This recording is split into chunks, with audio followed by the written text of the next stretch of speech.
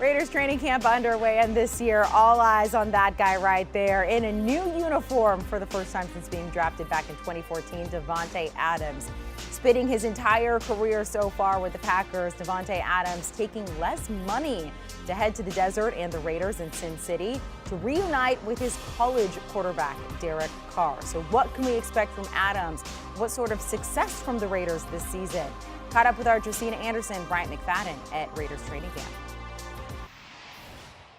So we are here with new Raiders wide receiver Davante Adams alongside Bryant McFadden. I saw you out there already doing suicides in this desert heat with Josh McDaniels. So first of all, I just want you to talk about how you've been acclimating to a new head coach. You're back closer to the West Coast in your native Cali, although we're in Las Vegas, and just a new situation. It's been smooth. It's been smooth. We got a lot of good people, good, smart people that are real fun to be around and learn a lot from. So it's made my whole acclimation period real smooth and enjoyable. Obviously, being back with some familiar faces. Got a lot of people from, that I was around in Green Bay as well, a couple coaches and a couple players as well. So it's been smooth. But Davante, you've been a part of outstanding offense throughout your professional career. Coming out here to Las Vegas, seeing some of the pieces they already have in place. What's the ceiling for this offense, especially adding a guy like yourself?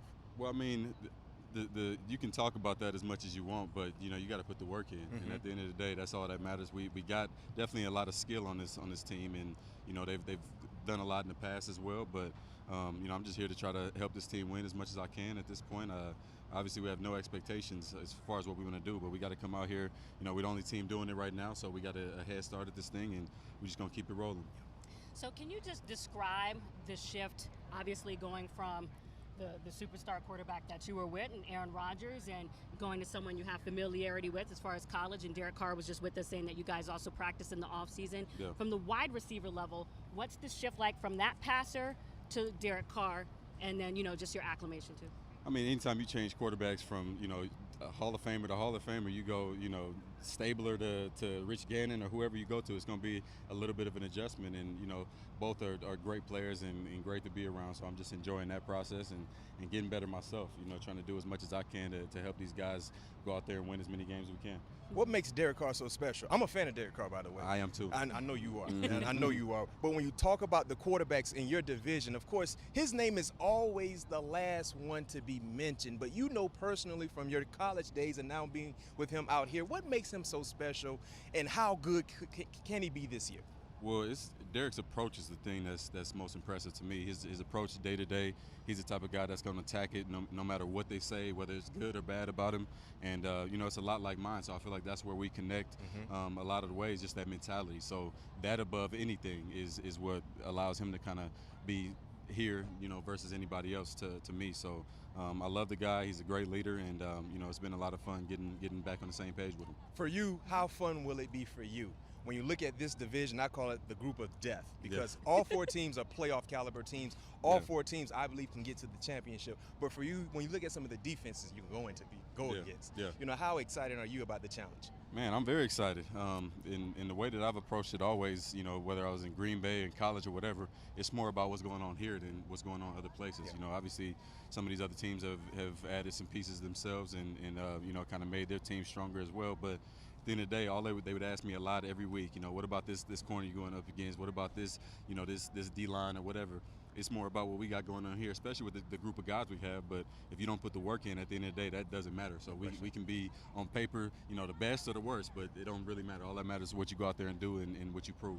And everyone knows the quarterbacks in the AFC West, and I don't know if it's too early, but have you studied the cornerbacks in the AFC West in terms of knowing, at least especially being in this division, like what one-on-one matchups you're looking ahead to?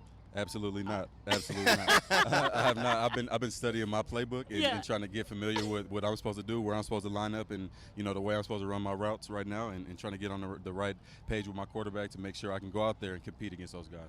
And so just to follow up on that, then I know that Waller and Renfro have already been talking about some of the things that they've picked up from you, whether it's watching the windshield wiper moves and your releases and things like that. What do you hope to impart to the younger receivers on this team? And then lastly, too, because I know when you're talking about Instagram, you're like, it's not about the Instagram videos. It's really about I've seen you say that. It's about the work behind the scenes. So what do you hope that they pick up from you? Well, what I like to say is it's not about the stuff you do for show. It's about the stuff you do for show. You know what I'm saying? I like that. It's about what you go out there and do, and I just want to show them, the type of worker that I am, regardless.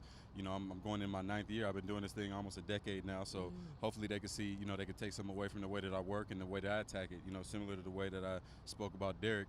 I want to come out here and set a good example and be a consistent leader for this team, and that's my main focus. Last question for you. We're going to let you go. I know you want to take a shower and get ready to relax a little bit. Still got to lift. No question. You still got to lift. But Please what shower. do you say to the naysayers? Specifically speaking, Brett Favre, who believes you're not going to have the production that you've had in years past. Yeah. What do you say to those people that don't believe that Davante still got that sauce? The same thing I say to everybody else in the past, man. I don't say nothing to them. I do what I do, and I come out here.